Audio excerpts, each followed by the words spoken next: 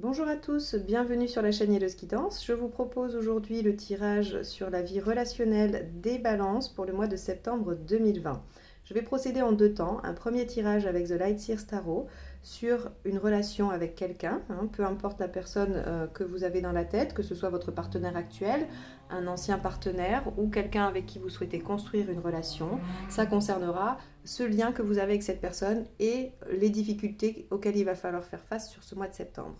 Ensuite, dans un deuxième temps, j'utiliserai le tarot de la bienveillance et uniquement les arcanes majeures pour aller un petit peu explorer là où vous en êtes de votre cheminement, de votre travail. Donc c'est un tirage qui peut être orienté plus pour les célibataires qui sont en recherche, mais c'est surtout sur votre cheminement à vous. Donc ça peut aussi être intéressant si vous êtes en couple et que vous travaillez votre question relationnelle, comment vous vous positionnez, où vous en êtes dans le cheminement, ça peut être intéressant de le regarder également.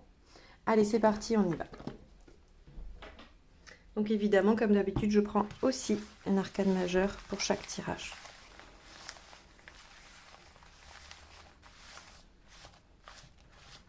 Pour les balances sur le mois de septembre 2020.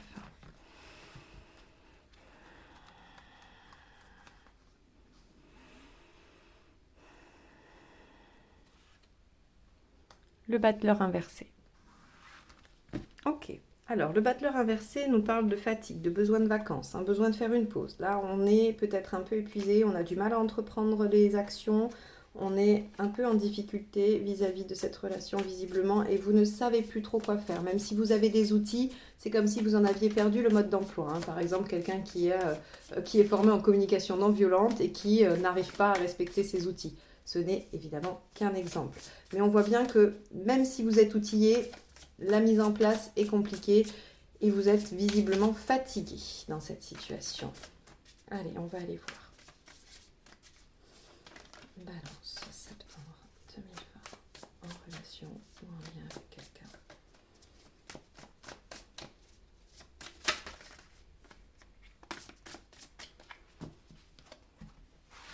Alors, la première carte va nous parler de votre partenaire, de son état d'esprit. Ok. La deuxième carte nous parle de vous.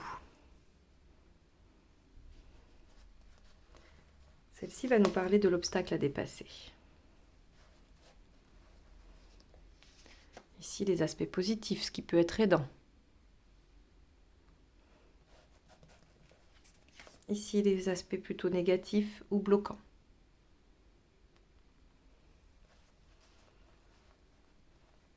Ici, nous allons avoir l'intention du partenaire, la vôtre,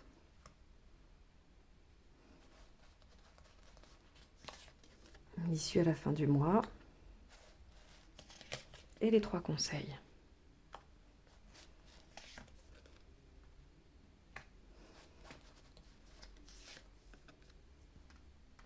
Très bien.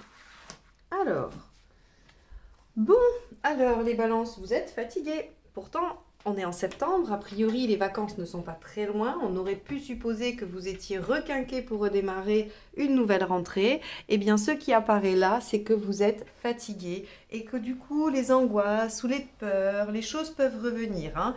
En tout cas, on voit que vous essayez de couper avec l'émotionnel parce que ça vous envahit. Alors, je vais y aller plus précisément et en vous expliquant ce que chaque carte me renvoie. Ici, avec votre partenaire, on a le 5 de bâton. Il y a des désaccords, il y a des choses pour lesquelles vous n'arrivez pas à vous entendre.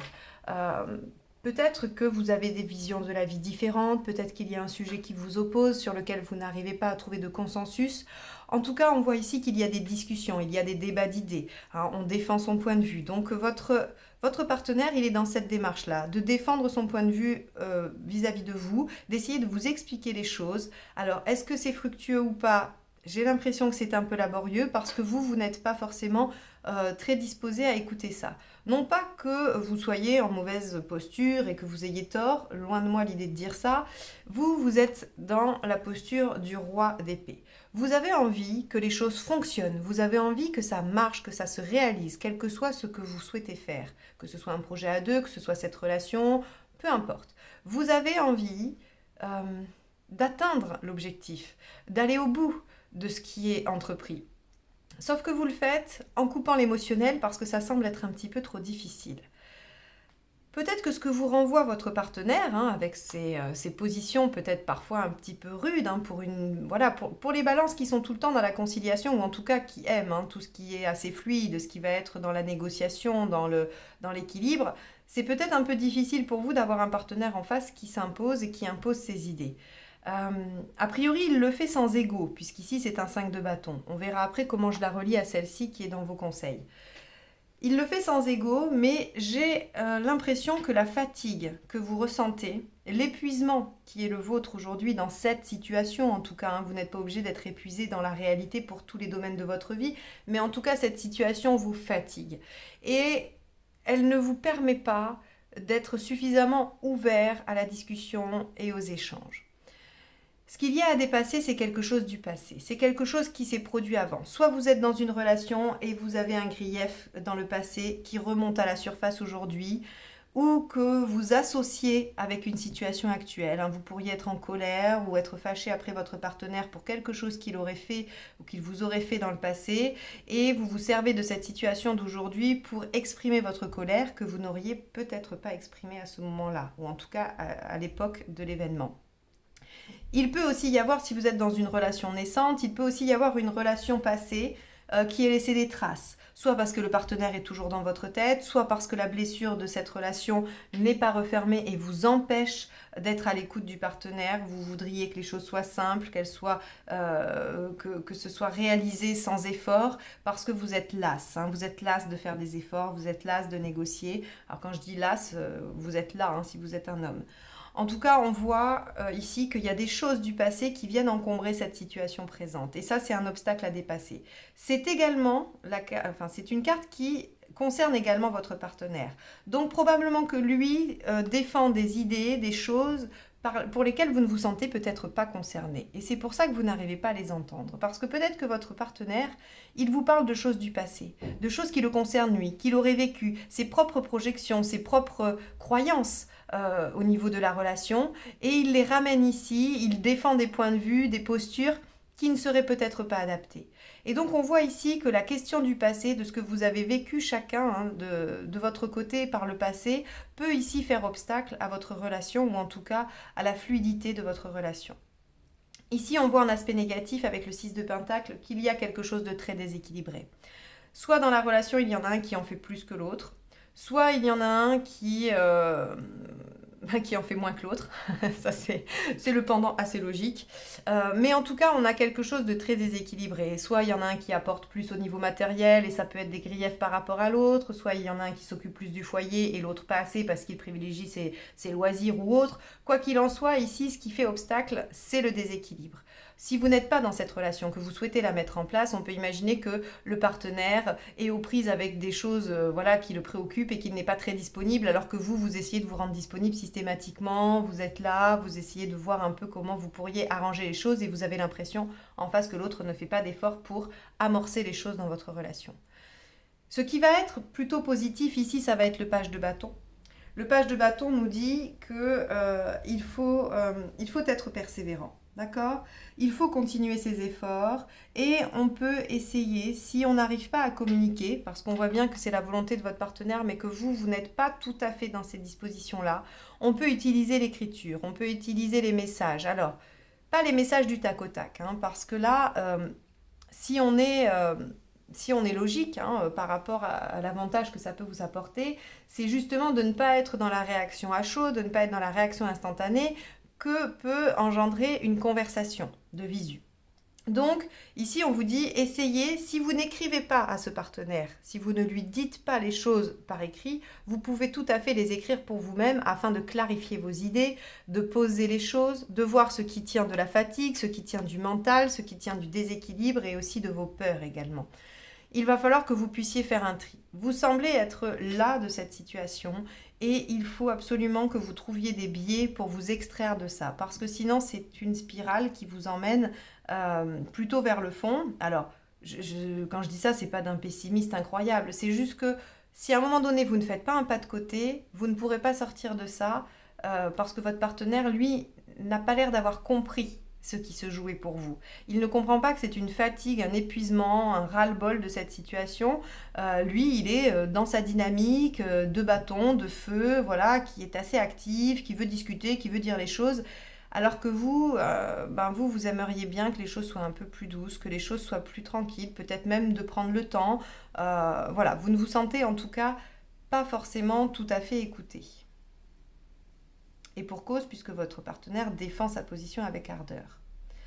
Donc, il va falloir utiliser ce page de bâton dans ses meilleurs auspices, ses meilleurs aspects, qui sont l'écriture, le fait de poser, de mettre à distance et la persévération dans la situation. C'est-à-dire que vous ne devez pas lâcher prise, d'accord ? Il y a une belle issue. Le tirage se termine bien, il y a des possibilités. Ce qui me fait dire que vous êtes vraiment fatigué, c'est ça, ça et ça. Le battleur inversé nous parle de ça, de l'épuisement, du besoin de pause, du besoin de vacances. Le roi d'épée nous parle de ce côté très mental où on coupe un peu avec les émotions parce qu'elles sont peut-être un peu trop pressantes. Et le 9 d'épée, ici, dans vos intentions, nous dit que voilà, vous avez quand même une tendance à ruminer, à penser aux choses, à les transformer, les remanier, les réfléchir, les analyser. Et que ça occupe beaucoup trop votre esprit et ça favorise l'épuisement. D'ailleurs, je suis fatiguée. C'est un peu déroutant parce que j'ai envie de vous dire, mais reposez-vous, laissez votre partenaire parler ou dites-lui tout simplement, on pourra parler, mais attends un peu. Ou alors, faites une pause si vous n'êtes pas avec ce partenaire, si vous êtes en séparation, en attente de réconciliation ou dans l'espoir qu'une relation se crée. Ne continuez pas à vous battre contre des moulins à vent. La persévérance ne veut pas dire d'être dans le feu tout le temps. Au contraire, il vaut mieux diminuer l'intensité, mais faire en sorte que ce soit plus stable et plus constant, que de mettre de grands coups de collier et de se retrouver épuisé. Donc si les choses n'avancent pas, eh bien, reposez-vous, attendez. Il n'y a aucune urgence. On vous dit ici... Je vais passer au conseil, je n'oublie pas que je n'ai pas interprété cette carte-là, c'est juste pour lier les choses. On a le 2 de coupe, le 4 de bâton et le 5 d'épée. On vous dit déjà lâcher le mental. Alors évidemment, cette carte, elle parle d'ego, elle parle de volonté de victoire, d'avoir raison par rapport à quelqu'un ou d'avoir le dessus. Mais ce qu'elle nous dit aussi, c'est de lâcher le mental, de lâcher tout ce qui passe dans la tête. Recentrez-vous sur les bonnes choses. Il y a forcément dans votre vie, sur ce mois de septembre, des choses positives, des moments joyeux. Il y a peut-être des moments en famille, des moments entre amis, tout ce qui peut vous apporter de la joie dans l'instant présent. Et le 2 de coupe, il va vous parler de vous reconnecter à la fois au partenaire et à vous-même. Il va falloir que vous arriviez à être doux avec vous-même, empathique, compréhensive ou compréhensif. Il va falloir que vous puissiez ne pas vous mettre dans une tour d'ivoire, ne pas vous fermer, parce que la fatigue peut provoquer ça. Or, c'est pas le but. Ici, votre partenaire va vouloir des informations, va vouloir savoir. Il a l'intention de vous questionner. Soit vous actez pour lui répondre, soit vous lui dites que vous avez besoin de temps. Il va de toute façon essayer de comprendre par lui-même si vous ne voulez pas répondre. Il va peut-être regarder votre téléphone, essayer de demander à des amis, peu importe ce qu'il cherche à savoir. Il va essayer d'obtenir les réponses à ces questions. Parce que lui, il est dans cette volonté de débattre et que vous, visiblement, vous fermez la porte. Alors, tout ça, ça semble bien pessimiste. Je perçois déjà les commentaires « Oh là là, quel mois pourri !» Pas du tout. Je pense que c'était important de passer du temps sur la description de votre état d'esprit ou de comment vous vous sentez pour que vous puissiez déjà peut-être l'identifier. Parce que parfois, quand on est comme ça, on sent que qu'on n'est pas bien, mais on n'arrive pas trop à comprendre pourquoi, on ne sait pas, pour autant il ne se passe pas grand-chose, et on a ce sentiment-là qui est un peu étrange de c'est dur et je ne sais pas pourquoi. Déjà, on sait qu'il y a quelque chose du passé qui n'est pas réglé. Que ce soit dans une ancienne relation, que ce soit dans votre relation, des griefs passés que vous n'arrivez pas à oublier ou en tout cas que vous n'avez pas digéré et que vous réactualisez aujourd'hui face à votre partenaire.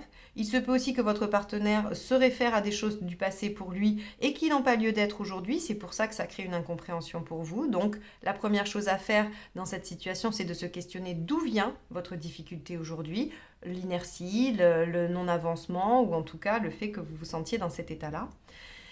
Et on a aussi cette notion de fatigue, de lassitude. Peut-être que cette situation dure depuis longtemps. Peut-être que vous êtes un peu épuisé. Et là, il va falloir vous écouter et vous respecter. Vous êtes épuisé, reposez-vous. Laissez du temps. Ce n'est pas grave. Il n'y a aucune urgence. Si vous avez besoin, écrivez. Écrivez à ce partenaire ou écrivez pour vous afin de poser les choses sur le papier. Ici, il y a une mine d'informations ou en tout cas de conseils qui peuvent vous aider à dépasser ça. Et quoi qu'il en soit, il y a pour cette fin de mois de septembre une belle issue puisqu'on a le 6 le 6, les amoureux. Les amoureux nous parlent de vie affective au premier plan, mais nous parlent aussi de choix. Nous parlent de belle réussite si vous n'êtes pas avec cette personne-là, hein, par exemple, si vous regardez pour savoir si vous allez pouvoir vous lier à la personne que vous convoitez. Le 6 vous dit que oui. Oui, mais lâchez prise, d'accord? Laissez les choses venir. Écrivez s'il y a besoin d'écrire. Livrez-vous. Essayez d'identifier ce qui peut bloquer.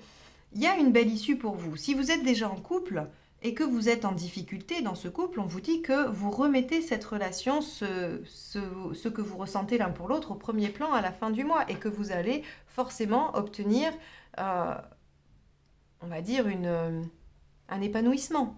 Donc, on a quand même une fin de mois qui est assez positive. Pour cela, il vous suffit de vous replacer dans l'instant présent, de vous demander pourquoi vous ramenez ces choses du passé à aujourd'hui, qu'est-ce qui n'est pas réglé. Si ce n'est pas réglé, eh bien, peut-être les énoncer, les dire, les écrire. Quoi qu'il en soit, on vous dit, essayez de lâcher le mental, essayez de lâcher les angoisses. Le 9 d'épée aussi nous parle d'angoisses qui ne nous appartiennent pas.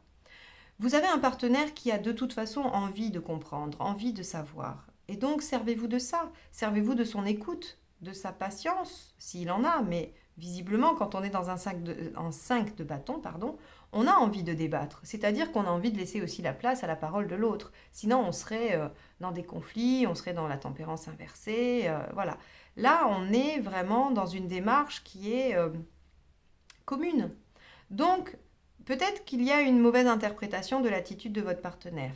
Alors évidemment, il faudra aller voir le tirage de votre partenaire pour voir ce qui se joue réellement pour lui. Ici, mis à part qu'il y a des choses du passé et qu'il y a un déséquilibre dans cette relation, on n'a pas beaucoup plus d'informations sur pourquoi il se bat comme ça, qu'est-ce qu'il défend et qu'est-ce qui se joue pour lui dans ce qui vous oppose aujourd'hui. Ou en tout cas, ce qui fait difficulté entre vous aujourd'hui. Quoi qu'il en soit, il est en demande d'information, il est en demande de savoir, il veut comprendre et effectivement, il est peut-être un peu pressé. Peut-être que lui, dans ses énergies, il a envie que ça avance et vous, vous êtes fatigué. Vous trouverez à la fin du mois, en tout cas, un terrain d'entente. Vous trouverez à la fin du mois des choses qui vont vous rassembler et qui vont remettre un petit peu les sentiments au premier plan et ça, c'est pas négligeable. C'est déjà une très bonne nouvelle. Voilà pour ce tirage relationnel avec un partenaire. On va passer au tirage des célibataires ou en tout cas de la recherche sur le plan de votre vie sentimentale et émotionnelle. Alors, les balances. Vie émotionnelle.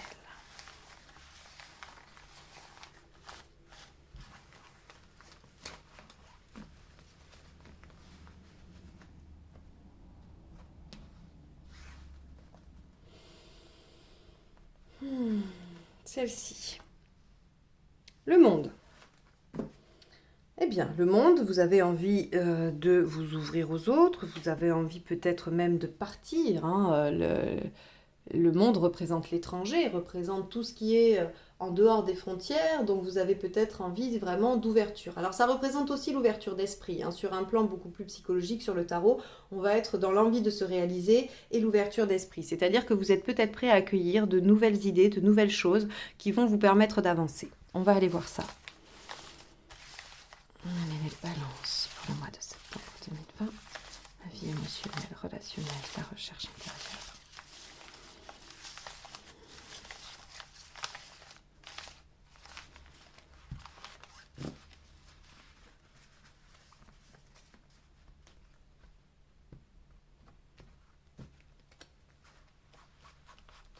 Alors, ça c'est votre état d'esprit. Ça c'est ce que vous voulez. Pourquoi vous ne l'obtenez pas? Qu'est-ce qu'il faut faire? L'issue à court terme et à plus long terme. Alors, c'est magnifique. Et j'ai presque envie de vous dire que le tirage pourrait se résumer en lâcher prise, laisser faire, les choses arrivent, c'est programmé, c'est juste que c'est pas le bon timing si c'est pas encore arrivé. Voilà ce qu'on pourrait résumer. Hein. Donc si vous souhaitez, si vous êtes célibataire et que vous souhaitez une rencontre, on peut imaginer qu'elle arrive effectivement déjà vers la fin du mois, ou en tout cas elle sera en chemin à la fin du mois et elle arrive après. Puisqu'ici on a un déblocage, hein, on a quelque chose d'une révélation, d'un événement qui va venir un peu bouleverser votre vie et qui débloque la situation dans son entièreté. Ce qu'il faut faire, croire en votre bonne étoile, garder espoir. Il n'y a pas vraiment de choses à faire, il n'y a pas vraiment à se battre, il y a juste à patienter. Alors, ça c'est l'aspect positif, c'est la finalité. Maintenant, si vous voulez chercher un tout petit peu plus et que vous voulez vous questionner sur comment vous vous sentez et ce que vous pouvez faire, on va aller explorer les autres cartes. Votre état d'esprit, c'est le diable, le 15, l'arcane 15 à l'envers. Alors quand on a l'arcane 15 à l'envers, on a quand même perdu confiance en soi, en son pouvoir de séduction, son pouvoir de persuasion. On est en difficulté, on est dans l'absence de relation. Hein. Alors si vous regardez ce tirage et que vous êtes en couple, vous pouvez imaginer qu'il y a une absence de désir, une absence de relation sexuelle. Pour les célibataires, évidemment, également, on est dans ce manque de relation, on est dans cette absence de relationnel, de contact physique en tout cas, depuis un petit moment probablement. Et on a aussi cette perte de confiance en soi. On n'est pas très sûr d'être en mesure de séduire. Voilà votre état d'esprit. Alors, qu'est-ce que vous voulez ? Vous voulez le 4, vous voulez l'empereur. Qu'est-ce que symbolise l'empereur ? Il symbolise une expérience qui le rend absolument serein dans tout ce qu'il entreprend. Il ne se sent pas menacé, il ne se sent pas en difficulté, il est stable, il est bien. Quoi qu'il lui arrive, il sait qu'il saura réagir et qu'il saura gérer la situation. Voilà ce que vous voulez. Que vous soyez encore célibataire pour quelques mois ou que vous rencontriez la personne de vos rêves, peu importe, vous avez envie d'être bien avec ça, de ne plus vous questionner, de ne plus vous prendre la tête avec ces questions-là. Vous voudriez être suffisamment sécure pour vous-même afin d'attendre tranquillement que les choses arrivent. Alors, évidemment, c'est une posture qui est idéale et que tout le monde souhaite obtenir. C'est presque... je ne vais pas dire que c'est inaccessible parce que certaines personnes y sont arrivées et c'est super. Je pense que c'est vraiment... quand on arrive à ça, on est vraiment dans la plénitude. Mais on voit que si vous n'y arrivez pas, c'est parce que, avec l'arcane 14, hein, avec la tempérance, on vous dit que... vous n'arrivez pas justement à concilier ces deux aspects de votre personnalité. Il y a la part de vous qui veut et il y a la part de vous qui refuse. Et donc, on est un peu dans une forme d'impatience. C'est-à-dire que vous avez l'impression que de vous le dire, de le formuler, ça le fait exister.